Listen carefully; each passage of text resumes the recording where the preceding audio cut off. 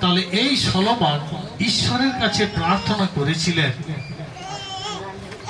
তিনি প্রার্থনার আমরা এখানে আপনারা যে প্রার্থনা করলেন চোখ বন্ধ করে, আমি একটু জানতে চাইব আপনি নিজের শারীরিক না ধন সম্পদ না বাড়ি গাড়ি না টাকা পয়সার জন্য প্রার্থনা করেছেন?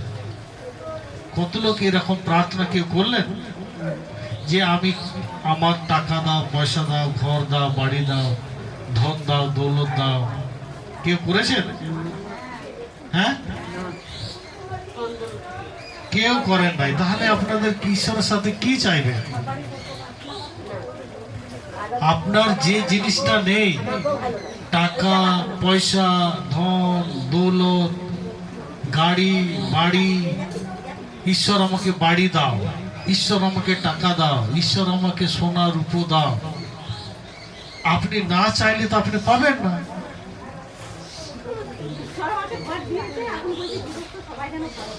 হ্যাঁ, তো যাই হোক, মানে ঈশ্বর কাছে চাইবেন। ঈশ্বর কাছে আপনি সেরকম এই শরীরটা তো এই মাটিতেই মিশে যাবে, শরীরটা তো কোনো দামই নেই। আপনারা শামুক দেখেছেন? শামুক, হ্যাঁ, এই বর্ষাকালে যখন নাঙ্গল দেওয়া হয়, নাঙ্গলের পিছনে পিছনে ঘুরে বেড়ায় নাই জলের মধ্যে দিয়ে। আর ওই শামুকের ভেতরে সে উপরটা খোকলা থাকে নাই, আর ভেতরে কি মাংস থাকে, সে জীবিত থাকে, ওর ভেতরে বাস করে। আর ঠিক সেই শামুকের মতো আমরাও এই শরীরের মধ্যে বসবাস করছি, তাই না? হালেলুয়া। তা আপনি এই জগতে আছেন, এই জগতে বাঁচতে গেলে আপনার চাকরি দরকার, আপনার না হলে আপনার ছেলে নাতি নাতনির দরকার, আপনার টাকা পয়সা রোজি রোজগার দরকার।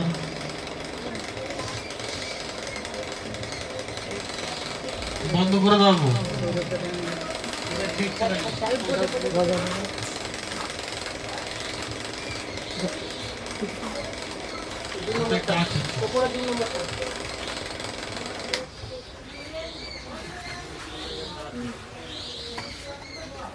তা যাই হোক, ঈশ্বর বলেছেন তুমি চাও তোমাকে দেয়া হবে। আমরা পড়েছি কিনা বাইবেলের মধ্যে?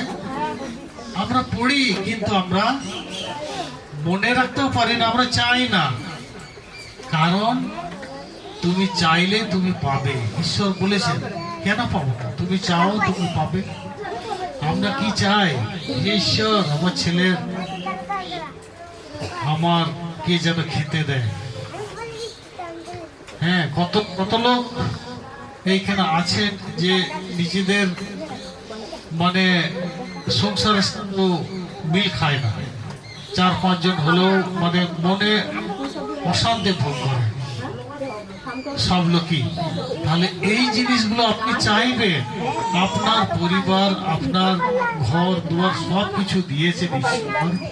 আর আপনি যদি না চাই আপনার পরিবারকে আমার সকলে সুখ শান্তি আনন্দ দাও, আপনারা যেন এক জায়গায় থাকতে পারে মিলিত হয়ে, আপনাকে চাইতে হবে। যখন চাইবেন তবেই পাবেন। হালেলুয়া। তো আমরা বাইবেলের মধ্যে দেখতে পাই এই সলোমন ঈশ্বরের কাছে বিনতি প্রার্থনা করলেন, আর সর্বময় এই ধন দৌলত টাকা পয়সা গাড়ি বাড়ি তার জন্য প্রার্থনা করলেন না। তিনি ঈশ্বরের কাছে কি চাইলেন? জ্ঞান আর বুদ্ধি। হালেলুয়া। তা এইটার জন্যই তিনি ঈশ্বর তাকে বললেন যে যার জ্ঞান আছে বুদ্ধি আছে তার সবকিছুই আছে, তার টাকা পয়সা ধন দৌলত গাড়ি বাড়ি সবকিছুই তার আসবে। হালেলুয়া। তা বুঝতে পারছি আমরা এই 3:10 এক রাজা বলি লিখে নেন আর এটা পাঠ করবেন। সলোমন এটাই চেয়েছিলেন। দেখো সদাপ্রভু খুশি হলেন। ঈশ্বর সদাপ্রভু তার প্রার্থনায় খুশি হলেন। কার? সলোমনের। ঈশ্বর তাকে বললেন তুমি অনেক আয়ু কিংবা নিজের জন্য ধন সম্পদ কিংবা তোমার শত্রুদের মৃত্যুর জন্য না চেয়ে যখন সুবিচার করবার জন্য বুঝবার ক্ষমতার চেয়ে তখন তুমি তার চেয়ে তাই আমি তোমাকে দেব। হালেলুয়া। তাহলে একটা রাজা, সে রাজা যখন হবে তার জ্ঞান থাকা, বুদ্ধি থাকা অবশ্যই প্রয়োজন। সেই জন্য ঈশ্বর কাছে তিনি চেয়েছিলেন, আর ঈশ্বর তাকে উত্তর দিলেন, আমি তোমাকে দেব, আর আমি তোমার অন্তরে এমন জ্ঞান ও বিচার বুদ্ধি দেব বা দিলাম, আর যার জন্য দেখা যাবে যে এর আগে তোমার মতো আর কারো কাছে এই ছিল না, আর পরেও পাবে না। হালেলুয়া। ঈশ্বর কাছে তিনি চেয়েছিলেন, ঈশ্বর বলছেন, এই যে তোমার জ্ঞান বুদ্ধি আমি তোমাকে দিলাম, এর আগে কাউকে দেওয়া হয়নি, আর কাউকেও এই জ্ঞান বুদ্ধি পাবে না, একমাত্র তোমাকে ছাড়া। এছাড়া যা তুমি চাওনি তাও তোমাকে দিলাম। আমি তোমাকে এমন ধন দৌলত ও সম্মান দিলাম, যার ফলে তোমার জীবনকালে রাজাদের মধ্যে আর কেউ তোমার সমান হতে পারবে না। বলছে এত রাজা আছে, তোমার মতো মান সম্মান, টাকা পয়সা, ধন দৌলত কারো কাছে থাকবে না, কিন্তু তোমার কাছে থাকবে। তোমার বাবা দাউদের মতো করে যদি তুমি আমার সব নিয়ম আদেশ পালন করো, তবে আমার পথে চলো, তবে আমি তোমাকে অনেক আয়ু দেব। হালেলুয়া। বলছে সলোমনের বাবা দাউদ, তিনি কি করেছিলেন? আজ্ঞা আদেশ পালন করেছিলেন। কার? ঈশ্বরের। যে বাধ্য হয়েছিলেন, অবাধ্য নয়, বাধ্য হয়েছিলেন। আরে আজকের দিনে দেখেন অনেক লোকই আসতে পারেনি, তোমার জানা নেই, ঈশ্বর জানেন। হালেলুয়া। তাই ঈশ্বর বলছেন, তুমি যদি না আসো তাহলে আমিও তোমার বিচার করব। হালেলুয়া। ঈশ্বর বলেন। আর কি বলেন? বলছে এরপর সলোমন জেগে উঠলেন আর বুঝতে পারলেন এটা তার স্বপ্ন ছিল। তাকে দিব্য দর্শন দিচ্ছিল সলোমনের ঈশ্বর, এবং ওর মাধ্যম দিয়ে তার সাথে তিনি কথা বলছিলেন। পরে সলোমন কি করলেন? খুশি হলেন, জেরুজালেমে গেলেন এবং সদাপ্রভুর সিন্ধু সামনে দাঁড়িয়ে এবং অনেক পশু পোড়ানোর উৎসর্গ যোগালেন এবং উৎসর্গের অনুষ্ঠান করলেন। তারপর তার সমস্ত কর্মচারীদের জন্য একটা ভোজ তিনি দিলেন। হালেলুয়া। তাহলে আমরা মুখে যেটা বলি, আমরা সেই কাজ করি না। কিরকম? ঈশ্বর বলছেন তুমি চাও তোমাকে দেয়া হবে, আমরা চাই না। আমরা যে আসল কথাবার্তা ব্যবহার যেরকম আমরা চাইছি, ঈশ্বর বলেছেন তুমি চাও তোমাকে দেয়া হবে। হালেলুয়া। সলোমন ঈশ্বরের কাছে চাইলেন, আমার জ্ঞান বুদ্ধি বিবেক তুমি দাও, যাতে আমি এই সাম্রাজ্যের শাসন করতে পারি। হালেলুয়া। আমরা এই বাইবেলের মধ্যে দিয়ে এই বাক্য আমরা বুঝলাম, আর এই বাক্যর মধ্যে দিয়ে আপনার বাড়িতেও আপনি চাইবেন, যখন প্রার্থনা করেন ঈশ্বর কাছে চাইবেন আপনার কি প্রয়োজন, সেটা মুখে অঙ্গীকার করবেন, মুখ দিয়ে বলবেন। শুধু বলবেন হে প্রভু আমাকে ভালো করে দাও, আমাকে দুমুঠো খেতে দাও, হ্যাঁ আমি সুস্থ সবল যেন থাকি। আপনার সব কিছু আপনি ঈশ্বরকে জানাবেন। যদি বলেন, যদি আপনি প্রার্থনা করছেন, বলছেন, দেখবেন অবশ্যই তিনি শ্রবণ করবেন, গ্রাহ্য করবেন। হালেলুয়া। মানুষজন এই জগতের মধ্যে জানেন, এই জগতে কিসের জন্য আসে জানেন? আমি সুস্থ হব, চাঙ্গা হব, ব্যাস ঘর বাড়ি সাজান গোছান, নাতি নাতনিকে নিয়ে টাইম পাস করব। কিন্তু সে আদৌ প্রার্থনা করে না, ঈশ্বর আমি তোমার সঙ্গেই থাকবো। কেউ করে? আমি যেন অনন্ত জীবনের অধিকারী হই। কেউ করে? আমি যেন তোমার রাজ্যে আমি প্রবেশ করতে পারি, তোমার রাজ্যে আমি তোমার সাথে অনন্ত জীবন আমি যেন অতিবাহিত করতে পারি। হালেলুয়া। এই যে কথা, এই যে মুখ দিয়ে যদি আপনি বলছেন, ঈশ্বর অবশ্যই শুনবেন। হালেলুয়া। ঈশ্বর বলছেন তুমি চাও, তোমাকে দেয়া হবে। আপনারা এখানে আসছেন, এসে প্রত্যেকটা জিনিস আপনি বুঝার জন্য চেষ্টা করবেন, কারণ যখন বুঝবেন আপনার জীবনে পরিবর্তন আনবে, আপনি চেঞ্জ হয়ে যাবেন। আপনি অবাধ্য ছিলেন, আপনি যখন বাধ্য হবেন, ঈশ্বরের সন্তান হবেন, তার আজ্ঞা সকল পালন করবেন, দেখবেন আপনার মধ্যে একটা জ্যোতি আসবে, আপনার মধ্যে সামর্থ্য, শক্তি, ঈশ্বরের প্রকাশ পাবে। আপনি লোকজনকে প্রার্থনা করবেন, সে মানুষটাও সুস্থ হবে, চাঙ্গা হবে। সেই তার মুখ দিয়ে আপনি শুনতে পাবেন যে তিনি সুস্থ আছেন, চাঙ্গা আছেন, ভালো আছেন।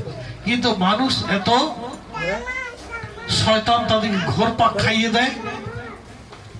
শয়তান সেই আদি যুগ থেকেই আজ পর্যন্ত লেগেই আছে। আদম হওয়ার থেকে শুরু করে এখন পর্যন্ত শয়তান একটা ভালো জিনিসও আজ পর্যন্ত করেনি। হালেলুয়া।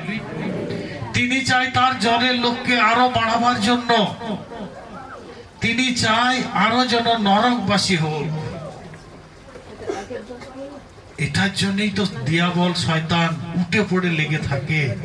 আপনি যদি এইখানে না আসেন, আপনি দিয়াবলের সন্তান হবার পরিচয় দিচ্ছেন। হালেলুয়া। তো সেই জন্যই আমি প্রত্যেকবারই বলে থাকি, কিন্তু বুঝেও বুঝে না, দেখেও দেখে না, শুনেও শুনে না, আমি প্রায় বলে থাকি। আপনি যদি একদিন যদি এইখানটা না আসেন, আপনি না খিদে মরবেন না। এইখানে আসার একটাই উদ্দেশ্য, যাতে আপনি ঈশ্বরের বাক্য, আপনি আত্মিক খাদ্য গ্রহণ করেন। ঈশ্বর কি বলছে সেই বাক্য গ্রহণ করুন। আর এই বাক্যই আপনার পুঁজি, এই বাক্যই আপনার ঈশ্বরের কাছে নিয়ে যাবে। হালেলুয়া। এই জগৎ, এই টাকা পয়সা, ধন দৌলত, গাড়ি বাড়ি আপনাকে নিয়ে যাবে না।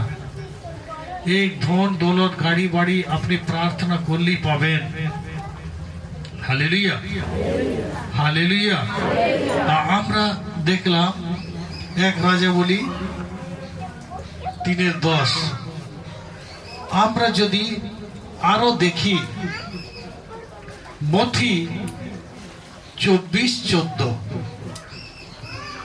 যাদের কাছে বাইবেল আছে আপনারা খুলুন আর পড়ুন।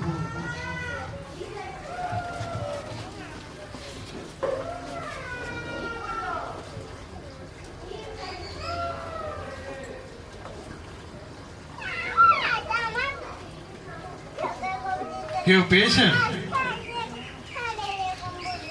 মথি 24:14।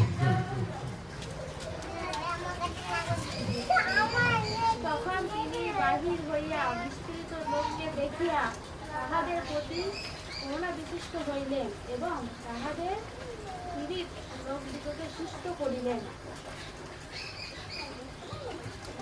মথি 24:14 লেখা আছে, এই জগতের মধ্যে কতগুলো লোক বাস করে, তাই না? অনেক লোক বাস করে,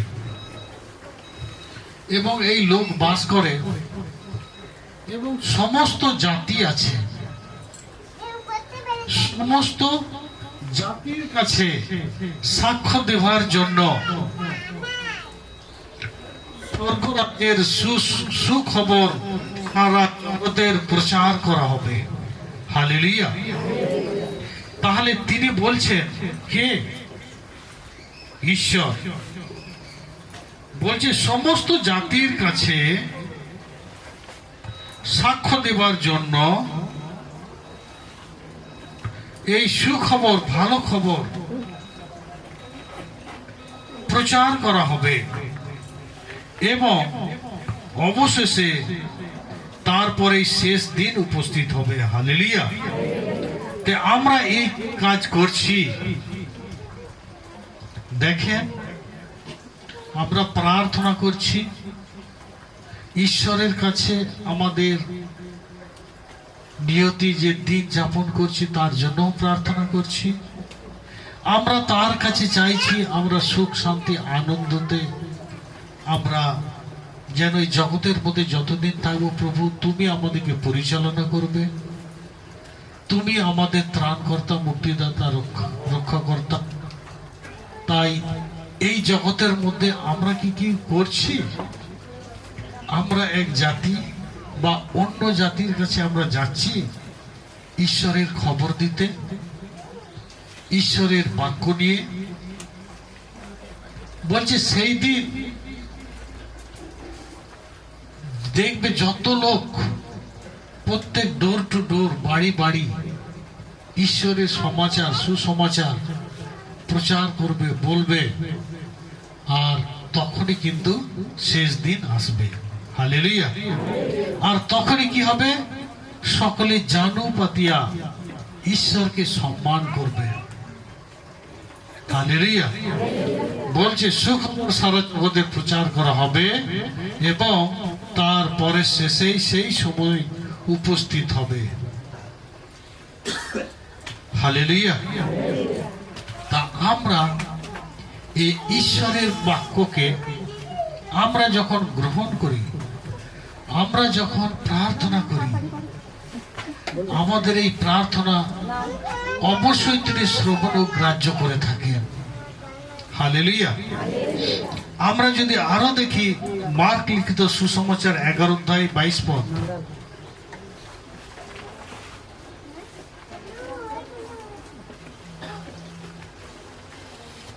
হালেলুয়া।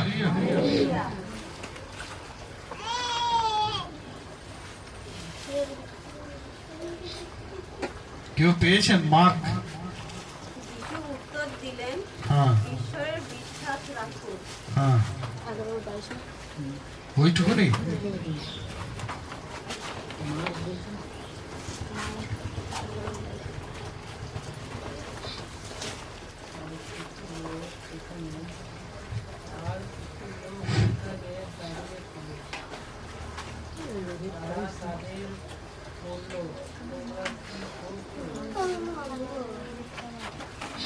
এখানে শাস্ত্রের মধ্যে লেখা আছে, কি বলছেন? বাইবেল বলছে তোমরা ঈশ্বরের উপর বিশ্বাস রাখো। হালেলুয়া। যিশু তখন বললেন ঈশ্বরের উপর বিশ্বাস রাখো। আমরা কি ঈশ্বরের উপর বিশ্বাস করছি? না। আমরা মুখে যে জিনিসটাই বললাম, মুখে বলি কিন্তু কার্যে আমরা করি না। কি রকম কার্য? যে টাকা পয়সা ধন দৌলতের জন্য কেউ প্রার্থনা করেন না। আমরা এই সুসমাচার আমরা প্রচার করতে পারছি না। আমরা ঈশ্বরের উপর আস্থা বা বিশ্বাস রাখতে পারছি না। যখন আমরা বিশ্বাস রাখব, তার উত্তরে 23 বলছে তোমরা সত্যই বলছি, তোমাদের সত্যই বলছি, যদি কেউ অন্তরে কোনো সন্দেহ না রেখে এই পাহাড়টাকে বলে উঠে সাগরে গিয়ে পড়ো, আর বিশ্বাস করে যে সে যা বলল তাই হয়। হালেলুয়া। বাইবেল বলছে তোমার অন্তরে বিশ্বাস রাখো। তুমি যদি বিশ্বাস করছো বা রাখছো, আর ওই বিশ্বাসের মধ্য দিয়ে তুমি তার ফল পাবে। তবে তার জন্য তাই করা হবে, ঈশ্বর বলছেন।